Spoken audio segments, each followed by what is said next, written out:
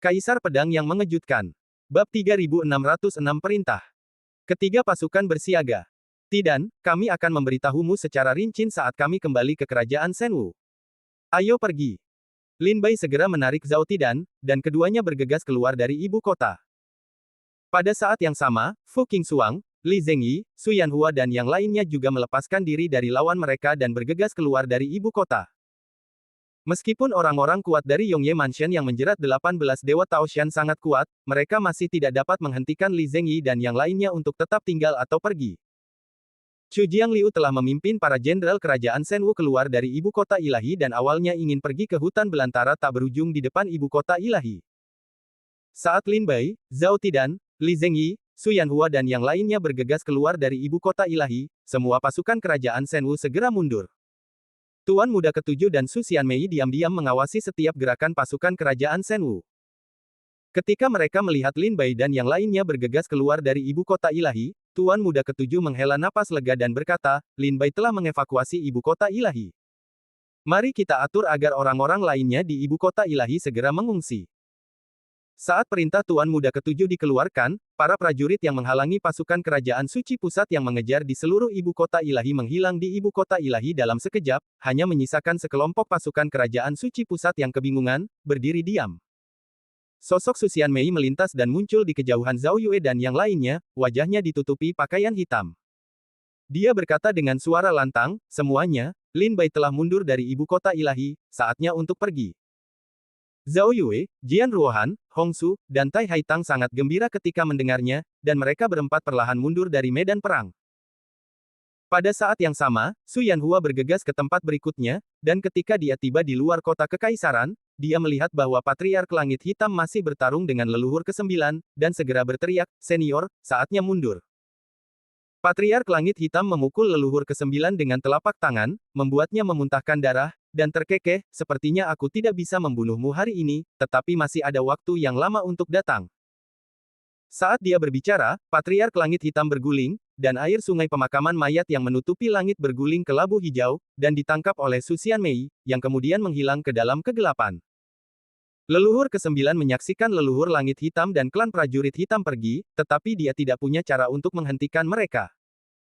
Pada saat ini, dia menutupi dadanya, memuntahkan darah, wajahnya dekaden, dan dia tampak berubah 100 tahun lebih pucat dalam sekejap, menjadi mayat hidup dengan separuh tubuhnya terkubur di tanah. Leluhur ke-9 melangkah maju, setiap langkah menempuh jarak 10.000 meter. Dia melihat ke tempat-tempat yang dilewati pasukan bangsa Senwu, yang dipenuhi asap dan orang-orang yang tewas dan terluka. Ketika Kaisar Suci dan yang lainnya melihat leluhur ke-9 datang, mereka menundukkan kepala karena malu dan berseru dengan hormat, leluhur ke-9. Leluhur ke-9 mengabaikan Kaisar Suci dan berjalan lurus ke depan. Dia melihat bahwa gerbang kota telah dibuka oleh pedang, dan Yang Mulia Putra Mahkota dan Pangeran ke-17 tampak putus asa, seolah-olah mereka telah kehilangan jiwa mereka. Leluhur ke-9. Yang Mulia Putra Mahkota dan Pangeran ke-17 juga berdiri dan berteriak dengan rasa bersalah. Leluhur ke-9 berdiri di gerbang kota yang rusak, memandang dari jauh ke arah pasukan kerajaan Senwu yang melarikan diri ke Cakrawala dan menghilang. Dia terdiam lama dan berkata dengan suara dingin, ini mungkin aib terbesar kerajaan suci pusat sejak didirikan. Zhao Chenhai, kau akan menjadi kaisar suci terburuk dalam sejarah kerajaan suci pusat, dan kau akan dipaku pada pilar aib keluarga Zhao selamanya. Wajah Kaisar Suci Zhao Chenhai penuh dengan penghinaan, dia menggertakkan giginya, sangat marah, mengepalkan tinjunya, tetapi tidak bisa berkata apa-apa.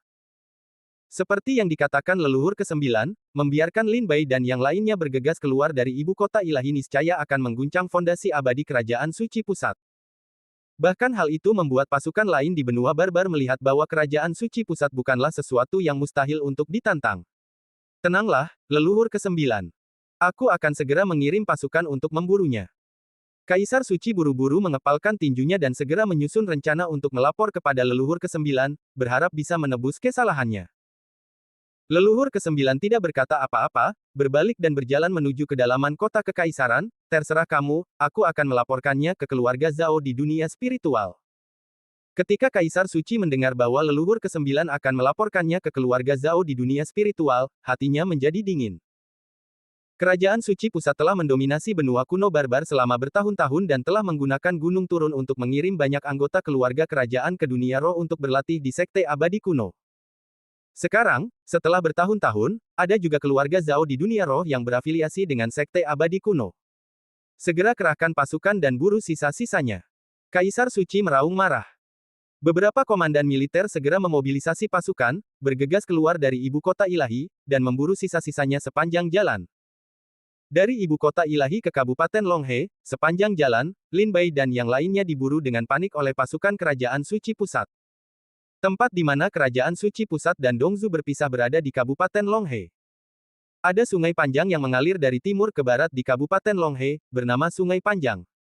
Dan Sungai Naga ini adalah batas antara Dongzu dan kerajaan suci pusat. Di ujung lain Sungai Panjang, ada pasukan yang tak terhitung jumlahnya berbaris di tepi pantai, siap berangkat. Jika Anda melihat dari ketinggian, Anda dapat melihat bahwa jumlah pasukan begitu besar sehingga hampir sulit untuk diukur dengan angka, dan tidak ada habisnya yang terlihat dengan mata telanjang. Perkiraan awal menyebutkan jumlahnya lebih dari 100 juta. Dalam formasi tentara, bendera-bendera berkibar tinggi, dengan nama-nama seperti Tentara Yutian, Tentara Yulong, dan Tentara Keluarga Chu, tertulis di atasnya. Di barisan terdepan, para pengawal istana yang mengenakan baju besi emas dan jubah perak bercorak naga sedang melindungi seorang permaisuri berjubah kerajaan yang duduk di singgasana naga. Orang ini tidak lain adalah Bai Xiao Xiao.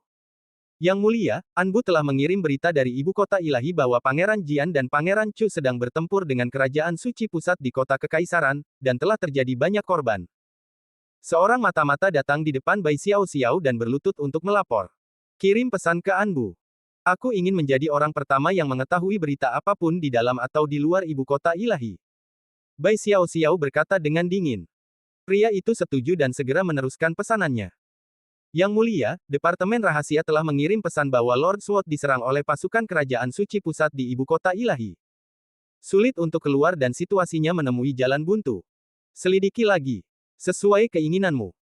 Yang mulia, Departemen Rahasia telah mengirim pesan bahwa Divisi Pembantai Naga Kerajaan Suci Pusat dan 18 Markuise Militer kelas 1 telah mengirim puluhan juta pasukan untuk mengepung kota. Lebih dari separuh pasukan yang dipimpin oleh Chu Jiangliu telah terbunuh atau terluka.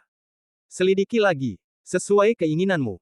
Yang mulia, Departemen Rahasia telah mengirim pesan bahwa Lord Sword diserang oleh Eternal Night Mansion dan klan penjaga naga di gerbang ibu kota ilahi. Hidupnya dalam bahaya. Selidiki lagi. Sesuai keinginanmu. Mendengar berita buruk satu demi satu datang dari ibu kota ilahi, Bai Xiao Xiao bersandar di singgasana naga dengan tangannya di dahinya, wajahnya penuh dengan kekhawatiran dan kecemasan.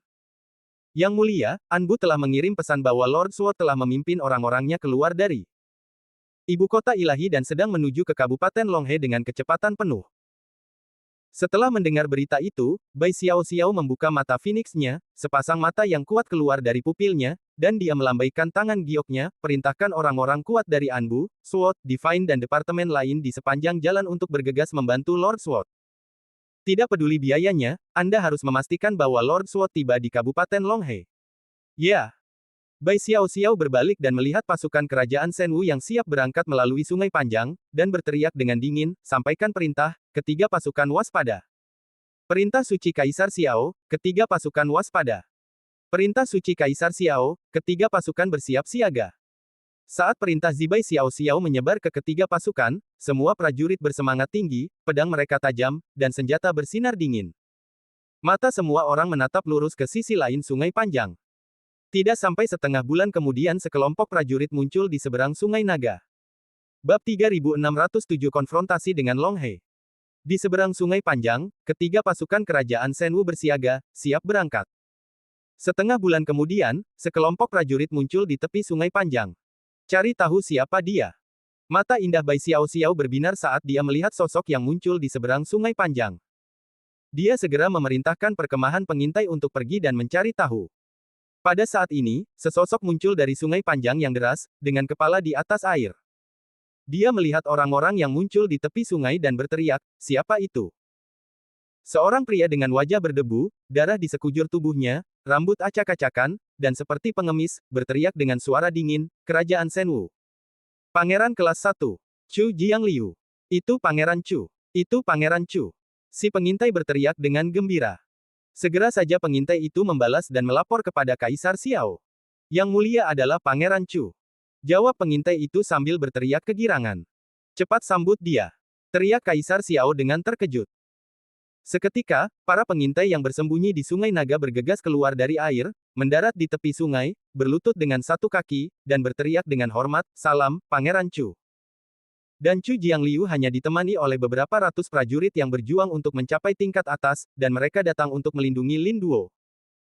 Di bawah perlindungan para pengintai, Chu Jiangliu, Lin Duo dan yang lainnya berhasil menyeberangi Sungai Panjang dan datang ke hadapan Kaisar Xiao.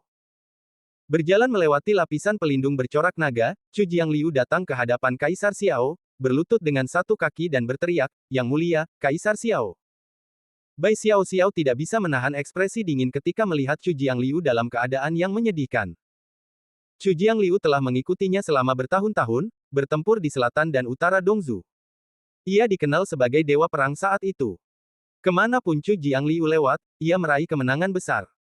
Kemudian, beberapa orang bahkan mendengar kedatangan Chu Jiangliu dan langsung membuka gerbang kota untuk menyerah. Dewa perang Dongzhou ini benar-benar dalam keadaan yang memalukan hari ini. Tidak perlu bersikap sopan. Terima kasih atas kerja kerasmu, kata Bai Xiao Xiao dengan ekspresi bersyukur di wajahnya. Chu Jiangliu tersenyum, meskipun berbahaya, untungnya aku telah menyelesaikan misiku. Bai Xiao Xiao mengangguk sedikit dan menatap sosok yang berdiri dengan bangga di belakang Chu Jiangliu. Meskipun Chu Jiangliu dalam kondisi yang menyedihkan, pakaian pria ini masih utuh dan wajahnya bersih. Dia tampaknya tidak terganggu oleh perang. Jelas bahwa dia berada di bawah perlindungan Chu Jiangliu. Setelah orang ini mengikuti Chu Jiangliu ke sini, dia berdiri di tepi Sungai Panjang dengan ekspresi dingin, menatap ke seberang sungai, menatap kekuatan kerajaan suci pusat yang tak terbatas. Ini pasti Paman Lin Duo, kan? Aku Bai Xiao Xiao, putrimu yang rendah hati, bertemu pamanmu. Bai Xiao Xiao turun dari singgasana naga, mendatangi Lin Duo, dan memanggil dengan hormat. Dia kemudian melihat Li Subai dalam nyala api kecil di telapak tangan Lin Duo sedang menatapnya, dan dia segera memanggil, "Bibi." Lin Duo melirik Bai Xiao Xiao sedikit, lalu melihat ke sisi lain Sungai Panjang dan berbisik, "Banyak orang tewas dalam pertempuran ini." Bai Xiao Xiao sepertinya mendengar Lin Duo menyalahkan dirinya sendiri atas hal ini, dan segera berkata, "Paman, akan selalu ada kematian dalam perang. Tapi begitu banyak orang kuat tewas demi hidupku yang tidak berharga. Apakah itu benar-benar sepadan?" Lin Duo mencibir dengan sedikit enggan. Bai Xiao Xiao berkata dengan lembut, "Awalnya aku menarik kerajaan Shenwu keluar dari jurang kehancuran, hanya untuk membantu Lin Bai berperang melawan beberapa perang yang tidak mungkin dimenangkan. Kerajaan suci pusat hanyalah batu sandungan di jalan kerajaan Shenwu. Perang yang ingin dipersiapkan kerajaan Shenwu tidak ada di sini, tidak di benua kuno barbar. Bagi mereka yang tewas dalam pertempuran ini, mungkin lebih banyak orang akan tewas dalam pertempuran di masa mendatang." Bai Xiao Xiao berkata dengan lembut. Lin Duo tercengang saat mendengar ini, dan matanya tak dapat menahan diri untuk menatap Bai Xiao Xiao lagi. Dia tidak percaya bahwa wanita lemah di depannya ini memiliki kekuatan yang begitu kuat di dalam hatinya. "Chu Jiangliu, di mana Lin Bai?" Bai Xiao Xiao bertanya dengan suara rendah saat ini. Chu Jiangliu berkata, "Kami dikejar oleh Eternal Night Mansion milik Central Holy Kingdom dan klan penjaga naga di gerbang ibu kota ilahi. Lord Sword meminta kami untuk membawa senior Lin Duo pergi terlebih dahulu, dan mereka tetap tinggal untuk melindungi kami yang mundur. Setelah kami bergegas keluar dari ibu kota ilahi, kami bertemu kembali dengan Fang Yiyu dan yang lainnya, lalu Fang Yiyu, Yin Jiuling, Aning dan yang lainnya kembali untuk mencari Lord Sword. Saya akan membawa senior Lin Duo kembali ke Kabupaten Longhe terlebih dahulu. Kurasa Lord Sword dan yang lainnya akan segera tiba." Chu Jiangliu berbisik. Kaisar Xiao menarik napas dalam-dalam, kekhawatiran mengalir di matanya yang indah, menatap ke seberang Sungai Panjang. Setengah hari kemudian, saat senja tiba-tiba di langit berawan di seberang Sungai Panjang, lebih dari 20 sosok melesat di udara dan melesat ke seberang Sungai Panjang. Wajah Bai Xiao Xiao berseri-seri karena kegembiraan, dan dia mendongak. Kelompok orang ini adalah Lin Bai, Yin Jiuling, Aning, Fang Yiyun, Su Xiang, Wu Ming, Meng Li, Chang Sun Yun, Hu Qi, Mo Qing, Feng Wenjun, Si Jiamu, 4 bersaudara Tian Chan dan lainnya. Serta 18 dewa Taoshan, Lan Ling, Li Zhengyi, Su Yanhua, Fu Qingxuang, Sun Zizang, Bai Mu, Feng Lingzi, dan Biksu Jiu Feng. Setelah mereka menyusul 4 wanita, yaitu Zhao Yue, Hongsu, Jian Ruohan yang mengenakan topeng, Tai Haitang, serta 4 Raja Dharma dan guru-guru sekte iblis lainnya. Lin Bai. Bai Xiao Xiao berteriak kegirangan. Lin Bai mendarat di samping Bai Xiao Xiao, wajahnya muram, tidak mengatakan apapun, dan tiba-tiba berbalik untuk melihat ke belakang. Bai Xiao Xiao awalnya tertegun, lalu dia mengikuti pandangan Lin Bai dan melihat bahwa di seberang sungai panjang, sekelompok pasukan perlahan-lahan muncul di hutan lebat. Kaisar Suci secara pribadi memimpin 11 markis militer kelas 1 dan pasukan lebih dari 50 juta orang, dan datang mengejar dan mengejar. Berdiri di seberang sungai panjang, menghadapi kerajaan Shenwu. Kaisar Suci berdiri tegak di udara dengan kepala terangkat tinggi, matanya menatap pasukan kerajaan Shenwu yang tak berujung di seberang sungai panjang. Dia juga tahu bahwa kerajaan Shenwu mungkin sudah siap untuk bertempur sengit dengan kerajaan suci pusat di Sungai Panjang, jika tidak, mereka tidak akan mengumpulkan begitu banyak pasukan di sini. Yang mulia Kaisar Xiao, ini pertama kalinya kita bertemu. Kaisar Suci memandang sekilas ke arah pasukan agung kerajaan Shenwu dan tak dapat menahan rasa dingin di hatinya. Dia berbicara keras kepada Bai Xiao Xiao. Bai Xiao Xiao duduk tegak di singgasana naga, wajahnya penuh semangat kepahlawanan yang tidak kalah agung dari Kaisar Suci. Dia terkekeh dan berkata, ada desas-desus bahwa Yang Mulia Kaisar Suci sedang menyendiri di tempat peristirahatan hidup dan mati, dan kami belum dapat menemuinya. Kaisar Suci tersenyum dan berkata, Lin Duo, Lin Bai, dan orang-orang lainnya adalah penjahat berat kerajaan suci pusat kita. Bisakah Anda menyerahkan mereka kepada kami, Kaisar Xiao? Untuk menghindari perang antara kedua negara kita. Kebetulan sekali. Lin Bai juga punya dendam dengan kerajaan Shenwu. Setelah aku kembali dan menyelesaikan dendam dengan Lin Bai, aku pasti akan mengirim Lin Bai ke kerajaan suci pusat. Kaisar Xiao berkata sambil tersenyum tipis. Ketika Kaisar Suci mendengar ini, dia mencibir dalam hatinya. Melihat ratusan juta pasukan yang dikerahkan oleh kerajaan Shenwu di tepi Sungai Panjang, Kaisar Suci tahu betul bahwa Kaisar Xiao berusaha sekuat tenaga untuk menjaga keamanan Lin Bai. Kerajaan Shenwu baru berdiri kurang dari 100 tahun, dan kerajaan suci pusatku tinggal menunggu untuk mengirim pasukan besar untuk menyerang Dongzhou. Apakah Kaisar Xiao benar-benar ingin melihat fondasi yang dibangunnya dengan tangannya sendiri runtuh dalam semalam? Ada ancaman dalam kata-kata Kaisar Suci. Sekarang dunia sudah damai, jika kerajaan suci pusat tidak angkat senjata, itu akan menjadi berkah bagi dunia. Namun, jika kerajaan suci pusat bersikeras menggunakan pisau jagal, kerajaan Shenwu-ku tidak akan takut. Kaisar Xiao mencibir, Yang Mulia Kaisar Suci, selamat tinggal. Sambil berbicara, Kaisar Xiao melambaikan lengan bajunya, dan ketiga pasukan pun berangkat, kembali ke kota Kekaisaran Lingnan dengan cara yang perkasa. Bab 3608 Pertempuran untuk Pemotongan Suku Bunga.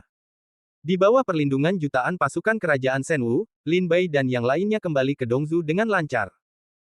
Kaisar Suci berdiri diam di sisi lain Sungai Naga bersama pasukan kerajaan suci pusat, menyaksikan jenderal kerajaan Shenwu pergi. Matanya berangsur-angsur menjadi suram, dan sedikit niat membunuh mengalir di dalam hatinya. Kaisar Suci bukanlah orang bodoh. Sekarang kerajaan Shenwu telah mengirim pasukan ratusan juta untuk bersiaga penuh di seberang Sungai Panjang, dia tentu saja dapat melihat bahwa kerajaan Shenwu telah dipersiapkan dengan baik. Selain itu, kerajaan Shenwu memiliki pasukan lebih dari 100 juta, sedangkan Kaisar Suci hanya membawa beberapa ribu pasukan. Menghadapi pasukan kerajaan Shenwu yang telah dipersiapkan dengan baik, Kaisar Suci tahu bahwa bukanlah langkah yang bijaksana untuk maju dan bertempur dengan pasukan kerajaan Shenwu sekarang. Sangat mungkin kedua belah pihak akan menderita kerugian besar di Sungai Panjang. Terutama karena pasukan yang dikirim Kaisar Suci dengan tergesa-gesa tidak memiliki pengerahan militer yang lengkap dan tidak ada pasukan cadangan. Begitu mereka disergap oleh kerajaan Shenwu, mungkin akan ada masalah yang tak ada habisnya.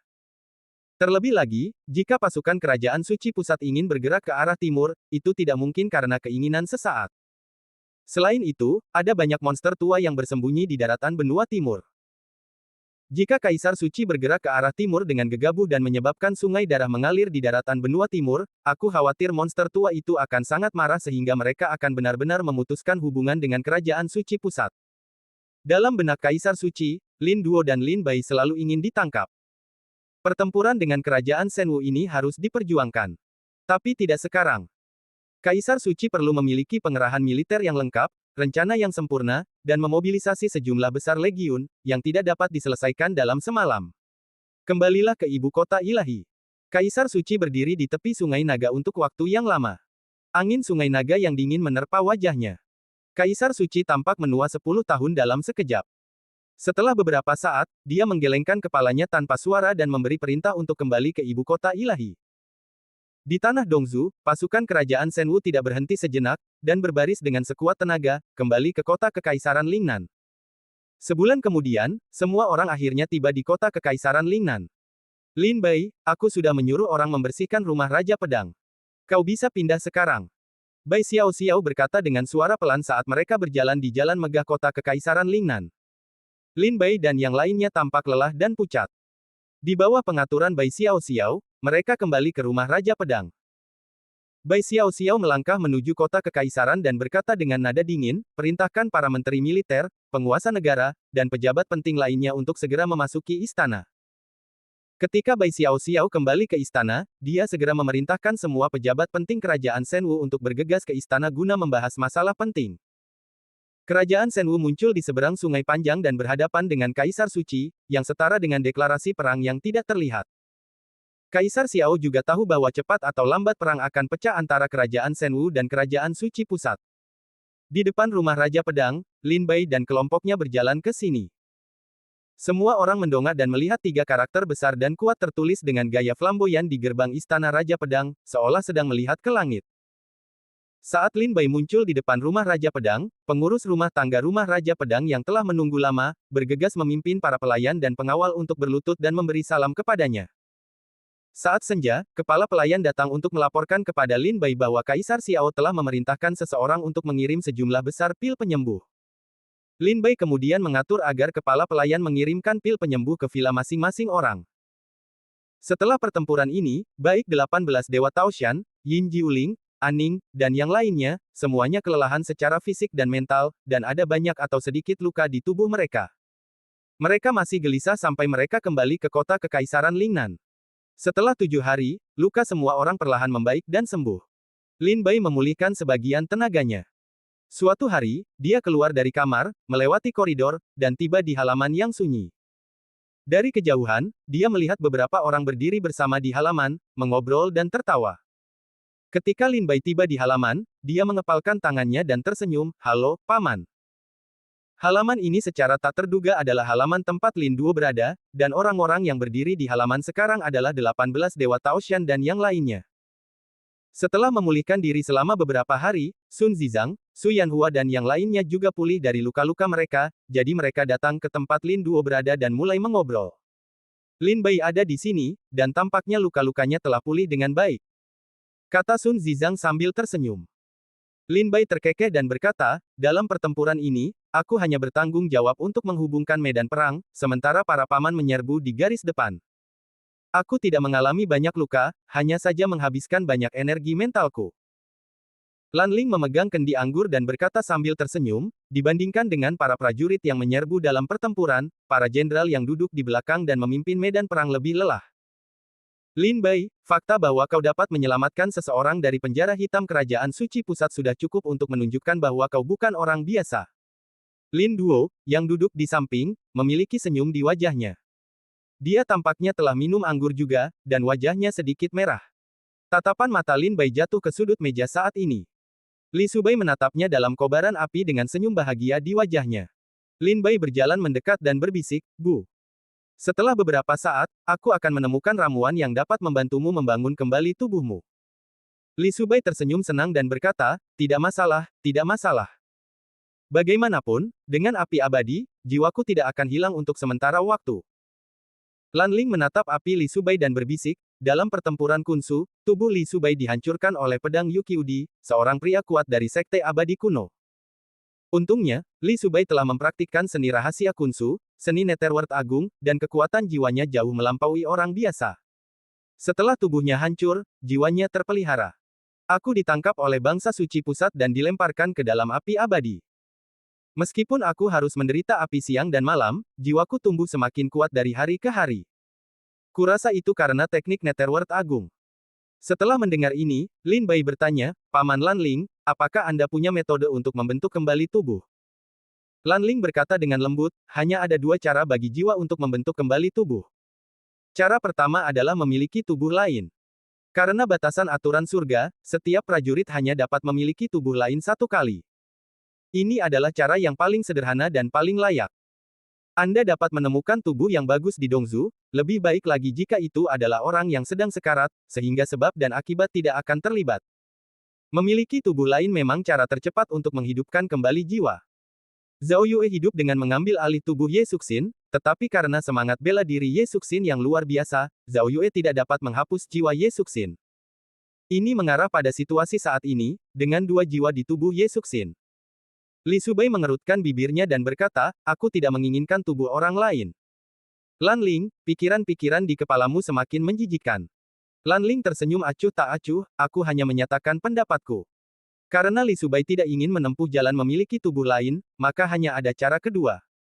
Temukan janin spiritual surga dan bumi, dan gunakan metode pemurnian klon untuk memurnikan tubuh baru. Metode kedua yang disebutkan oleh Lan Ling, Lin Bai telah melakukan ini sebelumnya. Ketika dia berada di Miracle Ridge, Lin Bai memperoleh istana penciptaan Sekte Abadi Merah, yang berisi janin spiritual surga dan bumi. Lin Bai menggunakan ini untuk mengolah avatar dan pergi ke Lingnan untuk membalas dendam. Namun, di Sekte Cixian milik Lin Bai, hanya ada satu janin spiritual surga dan bumi.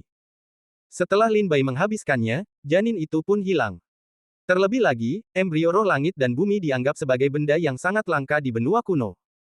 Mungkin Anda tidak akan dapat menemukannya bahkan jika Anda mencarinya di seluruh benua kuno. Bab 3609 situasinya rumit. Sun Zizang mengerutkan kening dan berkata, janin spiritual surga dan bumi sangat sulit ditemukan. Sama sulitnya dengan naik ke surga untuk menemukannya di benua kuno ini. Mungkin setelah pergi ke dunia spiritual, janin spiritual surga dan bumi akan dianggap sebagai hal yang langka. Lin Bai dan Lin Duo keduanya mengerutkan kening. Lan Ling menggelengkan kepalanya dan berkata, kalau begitu tidak ada cara lain. Jika kita tidak dapat menemukan janin spiritual langit dan bumi, maka satu-satunya cara yang tersisa adalah memiliki tubuh lain. Lan Ling memberikan dua metode, tetapi Li Subai tampaknya memiliki penolakan kuat terhadap kepemilikan dan tidak mau memiliki tubuh orang lain. Tetapi janin spiritual langit dan bumi sulit ditemukan, dan sulit dikatakan apakah hal seperti itu masih ada di benua kuno ini. Ada cara ketiga. Pada saat ini, Li Zhengyi yang berdiri di samping dalam diam, berkata dengan suara rendah. Lin Bai dan Lin Duo memandang Li Zhengyi dengan rasa ingin tahu dan gembira. Li Zhengyi berkata dengan serius, menurut catatan buku-buku kuno di Kunsu, Dongzu, ada sebuah benda spiritual di antara langit dan bumi, yang disebut bunga keberuntungan Yin Yang. Selama Anda mendapatkan benda ini, Anda dapat membuat tulang menjadi daging dan menghidupkan kembali orang mati. Tubuh jiwa juga dapat membentuk kembali tubuh setelah mengambilnya, dan tubuh itu sama seperti sebelumnya. Tetapi sebagian besar catatan di Kunsu adalah tentang harta karun di dunia spiritual. Bunga keberuntungan Yin Yang ini mungkin merupakan sesuatu yang berharga di dunia spiritual. Itu setara dengan kehidupan kedua seorang pejuang. Li Zhengyi berkata dengan muram. Fu Qingxuang berkata, kedengarannya benda-benda ini tidak mudah ditemukan. Lin Duo melambaikan tangannya dan berkata, itu tidak masalah. Setelah lukaku sembuh, aku akan pergi ke semua tempat berbahaya di benua barbar, dan akhirnya aku akan mendapatkan sesuatu.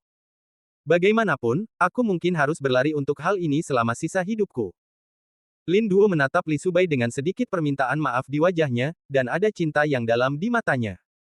Li Subai dan Lin Duo saling berpandangan, dan senyum manis muncul di wajah kecil dalam nyala api. Janin spiritual langit dan bumi, dua bunga Yin dan Yang, Lin Bai diam-diam menghafal kedua nama ini. Tubuh fisik yang diolah oleh janin spiritual langit dan bumi memerlukan masa penyesuaian yang panjang. Ini adalah metode untuk menyempurnakan avatar. Jika tidak ada cara lain, tentu cara ini tidak akan dipilih. Salah satu metode yang membuat Lin Bai optimis adalah bunga penciptaan Yin Yang.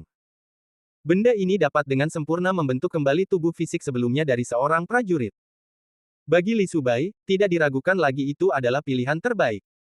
Namun, kedua benda ini sangat sulit ditemukan, dan kemungkinan besar tidak ada di benua kuno ini. Lin Bo memikirkannya baik-baik. Jika tidak ada hal seperti itu di benua kuno, mungkinkah ada di makam para dewa? Kedua benda ini langka di benua kuno, tetapi mustahil bagi Lin Bai untuk pergi ke dunia roh. Kerajaan Suci Pusat mengendalikan Gunung Turun, dan setelah keributan Lin Bai, saya khawatir Kerajaan Suci Pusat sudah membenci Lin Bai sampai ke akar-akarnya, dan sama sekali tidak mungkin mereka akan membuka Gunung Turun untuk mengirim Lin Bai ke alam roh. Jadi, dalam ingatan Lin Bai, satu-satunya tempat di mana ada peluang untuk menemukan harta karun seperti itu adalah makam para dewa. Memikirkan hal ini, Lin Bai kembali sadar. Dia tidak bisa terburu-buru dalam hal ini, jadi dia harus mencarinya secara perlahan. Jadi dia bertanya, "Ayah, bagaimana lukamu?" Lin Duo terkekeh dan berkata, "Dantianku rusak parah, dan ada banyak retakan di pil ajaib itu. Sebagian besar kultivasiku selama hidupku hilang, tetapi untungnya, itu bukan cedera fatal.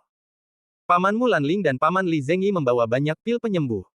Aku yakin bahwa dalam waktu paling cepat 1 tahun, dan paling lama 3 tahun, aku akan pulih ke puncakku." Lin Bai mengangguk sedikit dan berkata, "Nanti aku akan pergi menemui Kaisar Xiao dan memintanya untuk mengirimkan beberapa pil penyembuh." Lin Duo tersenyum pahit dan berkata, "Pil penyembuh yang dikirim Kaisar Xiao beberapa hari ini hampir memenuhi tas penyimpananku. Dia tidak perlu mengirim lebih banyak lagi." Sun Zizang berkata pada saat ini, "Setelah pertempuran ini, saya khawatir kerajaan Shenwu telah benar-benar putus hubungan dengan kerajaan suci pusat. Saya mendengar bahwa setelah Kaisar Xiao kembali, dia tidak meninggalkan istana selama 7 hari berturut-turut.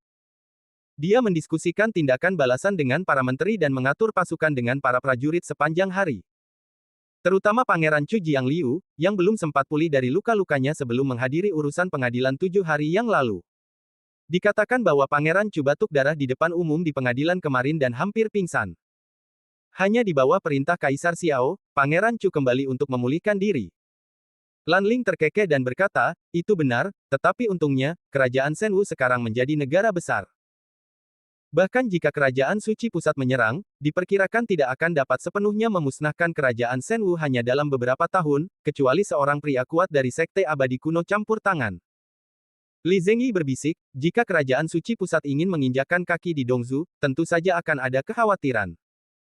Saya memperkirakan bahwa bahkan jika kerajaan suci pusat bergerak maju ke timur, tidak akan dapat mengalahkan kerajaan Shenwu dalam waktu 5 tahun.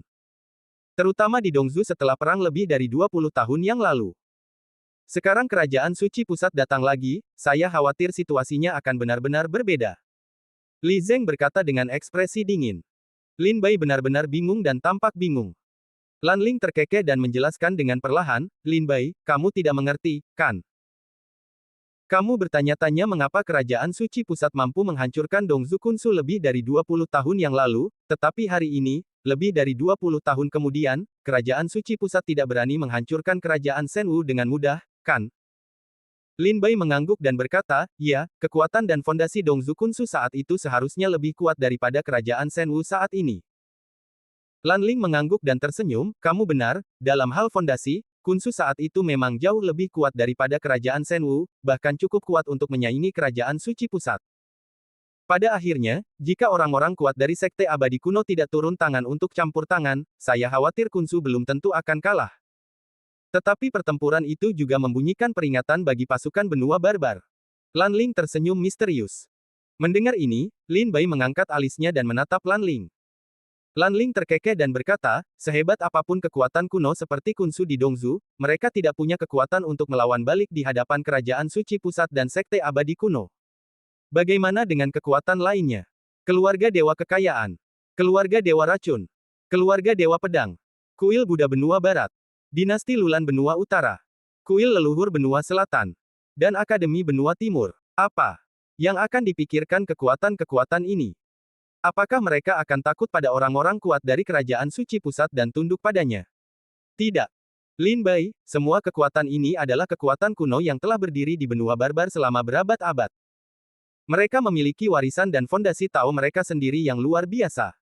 Warisan yang tak terhitung jumlahnya telah membuat mereka terbebas dari segala bentuk perbudakan. Mereka tidak akan tunduk padanya karena orang-orang kuat dari kerajaan suci pusat. Sebaliknya, ini akan membuat mereka semakin waspada terhadap kerajaan suci pusat, waspada terhadap kekuatan mereka, dan waspada bahwa suatu hari mereka akan mengarahkan pisau jagal mereka terhadap diri mereka sendiri, menghancurkan sekte mereka, dan merusak tradisi Tao mereka sendiri.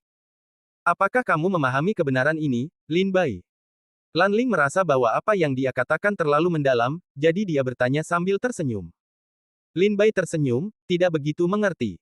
Fu Qingxuang berkata tanpa ekspresi, "Lanling, kau membuatnya terlalu rumit. Lin Bai, kau bisa memahaminya dengan cara ini." Akademi Dongzu, keluarga Dewa Pedang, keluarga Dewa Kekayaan, keluarga Dewa Racun, Kunsu, Kerajaan Suci Pusat, mereka setara dengan murid-murid paling luar biasa dalam sebuah sekte. Ketika ada murid yang tiba-tiba menjadi cukup kuat untuk dengan mudah membunuh yang lain akan memiliki konflik karena mereka takut akan keberadaannya. Apakah kau pernah memiliki pengalaman seperti itu di sekte, di mana kau membuat semua pihak iri karena orang yang kuat? Tanya Fu Qingxuang. Lin Bai tersenyum pahit, menyentuh hidungnya, dan berkata, sepertinya akulah yang selalu membuat orang-orang iri. Bab 3610 Harta Karun yang diperebutkan banyak orang. Sepertinya akulah yang selalu membuat orang lain iri. Semua orang tersenyum pahit setelah mendengar kata-kata Lin Bai. Lan Ling melanjutkan, itulah kebenarannya. Mungkin orang-orang ini akan tunduk padanya untuk sementara waktu, tetapi tidak ada seorang pun yang bersedia menyerahkan hidup mereka kepada orang lain selamanya. Jika kerajaan suci pusat sekarang sedang melakukan pawai besar ke arah timur, hal itu pasti akan mengejutkan banyak kekuatan di benua Savage. Saya dapat menjamin bahwa jika kerajaan suci pusat bergerak maju ke timur lagi, banyak kekuatan kuno tidak akan lagi berdiam diri. Meskipun mereka tidak akan secara terbuka menentang kerajaan suci pusat, mereka pasti akan membantu kerajaan Shenwu secara diam-diam. Setidaknya leluhur keluarga Lan saya sudah memiliki ide ini. Lin Bai mengerutkan kening dan bertanya, aku selalu penasaran. Karena kerajaan suci pusat begitu kuat, mengapa mereka menoleransi kekuatan super seperti Akademi Dongzu, keluarga Dewa Pedang, keluarga Dewa Racun, dan keluarga Dewa Kekayaan untuk terus tumbuh? Fu Qingxuang mencibir, ada dua alasan. Yang pertama adalah kesombongan. Kerajaan suci pusat didukung oleh pohon besar sekte abadi kuno. Mereka berpikir bahwa meskipun kekuatan ini memiliki kemampuan luar biasa di benua Savage, mereka tidak dapat bersaing dengan sekte abadi kuno. Di hadapan sekte abadi kuno, mereka hanyalah badut yang melompat-lompat. Alasan kedua adalah mereka tidak dapat dihancurkan. Itulah sebabnya Kunsu tidak dihancurkan rata dengan tanah oleh kerajaan suci pusat lebih dari 20 tahun yang lalu. Kerajaan suci pusat mendapat dukungan dari sekte abadi kuno dan mengendalikan gunung turun. Kerajaan ini telah mengizinkan para prajurit dari pasukan lain untuk berlatih di dunia spiritual. Hal ini telah membuat banyak sekte dan pasukan di benua barbar tidak puas, tetapi mereka tidak mengatakannya secara langsung karena mereka takut pada sekte abadi kuno. Tetapi kamu harus percaya bahwa jika suatu hari, suatu eksistensi yang dapat menantang kerajaan suci pusat muncul di benua barbar, maka sekte-sekte kuno ini akan mendukungnya dengan seluruh kekuatan mereka tanpa ragu-ragu. Sama seperti mereka mendukung saudara Lin Duo lebih dari 20 tahun yang lalu. Fu Qingxuang memandang Lin Duo dan perlahan mengungkapkan beberapa rahasia tersembunyi tahun ini. Lin Duo menarik napas dalam-dalam dan tersenyum tak berdaya. Lin Bai tertegun dan menatap Lin Duo. Lan Ling tersenyum lagi dan berkata, Lin Bai, lebih dari 20 tahun yang lalu, saudara Lin Duo muncul di benua barbar dengan bakat yang tak tertandingi dalam ilmu pedang. Dia dianggap sebagai jenius terkuat dalam sejarah benua barbar. Banyak kekuatan kuno diam-diam membantu saudara Lin Duo untuk berlatih. Contohnya, aku, Li Zhengyi, Baimu dan yang lainnya, semuanya sangat dekat dengan Lin Duo berdasarkan pengaturan keluarga yang disengaja. Lin Bai, kamu bisa memahaminya seperti ini. 18 Dewa Taoshan pada waktu itu hampir semuanya adalah orang-orang kuat yang dipilih oleh leluhur beberapa kekuatan super di benua barbar untuk berperang melawan kerajaan suci pusat. Sangat disayangkan rencana sekte kuno ini belum mulai dilaksanakan, tetapi semuanya sia-sia karena pengkhianatan Long Ling Qiao, Mo Wensen, dan Li Jianyu, bahkan Kunsu di Dongzu pun terpengaruh. Lin Bai sedikit terkejut saat mendengar kata-kata Lan Ling. 18 Dewa Taoshan sebenarnya sengaja dipilih oleh beberapa sekte kuno di benua barbar untuk berperang melawan kerajaan suci pusat. Ini sedikit mengejutkan Lin Bai. Tetapi kemudian Lin Bai memikirkannya dan itu benar. 18 Dewa Taoshan bagaikan naga. Lebih dari 20 tahun yang lalu, mereka hampir tak terkalahkan di dunia. Di era lebih dari 20 tahun lalu, hampir tidak ada seorang pun yang mampu menumpulkan ketajamannya. Lan Ling berkata dengan lembut, jika kau ingin menggulingkan kerajaan suci pusat, kau harus memiliki kejeniusan yang tak tertandingi untuk memimpin jalan, dan orang ini harus tak tertandingi di dunia, dengan bakat luar biasa, dan yang terpenting. Dia sebaiknya dilahirkan dalam keluarga sederhana, tanpa beban keluarga dan sekte, sehingga dia dapat melakukan apapun yang dia inginkan dan tidak takut mati. Dan kakak laki-laki Lin Duo, kebetulan memenuhi semua persyaratan. Kakak Lin Duo lahir di daerah terpencil Dongzu lebih dari 20 tahun yang lalu, di kota Lingdong Lingqi di wilayah 10.000 kerajaan. Keluarga Lin tempat kakak Lin Duo berada hanyalah keluarga yang tidak penting di wilayah 10.000 kerajaan. Bahkan jika masalah ini akhirnya terungkap, keluarga Lin tidak akan membayar harga yang terlalu mahal. Dan bakat tak tertandingi milik kakak laki-laki Lin Duo sungguh mengejutkan. Yang paling penting adalah, kakak Lin Duo, sombong dan tidak terkendali, memandang rendah semua orang, adalah pedang tajam untuk menghadapi kerajaan suci pusat. Pada akhirnya, dengan terpilihnya beberapa tetua dari masyarakat Manhun, saudara Lin Duo melangkah maju hingga ke puncak benua barbar. Orang yang dipilih oleh sekte kuno di benua barbar harus memiliki bakat yang tak tertandingi dan juga harus lahir di keluarga sederhana, tanpa beban sekte keluarga. Lin Duo memang pilihan yang bagus. Lin Bai tidak dapat menahan senyum ketika mendengar kata-kata ini. Dilihat dari apa yang dimaksud Lan Ling, Lin Duo dan keluarga Lin dari kota Lingqi tampaknya telah menjadi pion yang ditinggalkan dalam permainan antara sekte kuno di benua barbar dan kerajaan suci pusat. Apa itu jiwa barbar? Lin Bai bertanya sambil mengerutkan kening. Lin Duo berbisik, itu adalah aliansi yang dibentuk secara diam-diam oleh para leluhur dari beberapa sekte kuno di benua barbar. Para tetua di Barbarian Soul Society, tanpa kecuali, semuanya berada di alam Dao. Kakekmu juga merupakan salah satu tetua Barbarian Soul Society sebelumnya. Tetapi setelah pertempuran Kunsu di Dongzu lebih dari 20 tahun yang lalu, Barbarian Soul Society menghilang. Mungkin akan bersembunyi untuk sementara waktu. Lin Duo berkata sambil terkekeh. Dalam rencana para tetua Barbarian Soul Society, setelah Taoshan 18 Immortals Society menunjukkan kehebatan kami di Central Holy Kingdom, kami akan direkrut oleh Central Holy Kingdom. Setelah itu, kami akan mencoba yang terbaik untuk pergi ke dunia spiritual, berlatih di dunia spiritual, dan setelah memperoleh kekuatan tertinggi, kami akan dapat mengguncang sekte abadi kuno dan keluarga Zhao di dunia spiritual, dan kemudian kembali ke benua barbar untuk mengambil kembali kekuatan bagi para pejuang benua barbar untuk naik ke dunia spiritual. Tetapi tidak lama setelah kami tiba di Central Holy Kingdom, kami menunjukkan sedikit kehebatan kami dan dikhianati oleh Mo Wensen dan yang lainnya. Pada akhirnya, semua rencana kami dibakar. Kata Lin Duo, menggelengkan kepalanya. Lin Bai tiba-tiba teringat sesuatu dan bertanya dengan rasa ingin tahu, ngomong-ngomong, ayah, ketika Mo Wensen dan anak buahnya mengkhianati mereka, kudengar itu karena kerajaan suci pusat dan sekte abadi kuno sedang mencari harta karun. Harta karun macam apa yang bisa membuat sekte abadi kuno di alam atas membuat keributan besar seperti itu? Lin Bai menarik napas dalam-dalam, menggelengkan kepalanya tanpa daya dan berkata, itu pecahan. Pecahan. Pecahan apa? Lin Bai merasa mati rasa saat mendengar ini. Dia tiba-tiba teringat bahwa Ling Tianzi tampaknya datang ke benua kuno barbar untuk mencari beberapa pecahan, dan dia benar-benar menemukan pecahan di sekte Lingjian dan membawanya kembali ke dunia spiritual. Lin Duo berkata dengan nada dingin, aku tidak pernah mengerti, benda itu terlihat biasa saja, mengapa begitu banyak orang ingin mendapatkannya. Itu hanya pecahan yang sangat biasa, hanya seukuran telapak tangan, seluruhnya terbuat dari batu giok hijau, dan tidak mungkin untuk mengetahui benda jenis apa itu. Aku mengambil benda itu dari sungai kecil di sebelah kota Lingqi. Aku melihat pecahan batu giok hijau itu dan mengira itu terbuat dari batu giok, mungkin bernilai mahal, jadi aku menyimpannya bersamaku. Kemudian, setelah ibumu dan aku jatuh cinta, aku memberikannya kepada ibumu sebagai tanda cinta. Jadi, kerajaan suci pusat mengira ini adalah harta karun Kunsu, tetapi sebenarnya itu hanya sesuatu yang aku ambil dari selokan kecil. Lin Duo berkata perlahan. Mendengar ini, Li Subai berkata dengan tidak senang, Lin Bai, jangan berpikir bahwa ayahmu memberikannya kepadaku karena dia tahu bahwa benda ini memiliki asal-usul yang luar biasa. Itu karena pada saat itu, dia tidak memiliki apa-apa selain satu set pakaian yang belum dicuci selama beberapa bulan, dan pecahan ini adalah satu-satunya barang yang bernilai. Lin Bai tidak dapat menahan senyum ketika dia mendengar ini. Bahkan Li Zhengyi dan Lan Ling pun tertawa diam-diam sambil menutup mulut dengan tangan. Lin Duo tampak malu dan tertawa kering 2 kali. Lin Bai bertanya dengan rasa ingin tahu, di mana pecahannya? Mengapa kamu tidak menyerahkannya dan melupakan masalah ini? Ketika semua orang mendengar pertanyaan Lin Bai, tawa mereka tiba-tiba berhenti dan ekspresi serius muncul di wajah mereka. Bahkan Li Subai pun terdiam. Lin Duo menatap Lin Bai dengan serius, lalu berjalan perlahan dan berkata, apakah kamu tahu di mana pecahan-pecahan itu? Lin Bai menggelengkan kepalanya dengan tatapan kosong.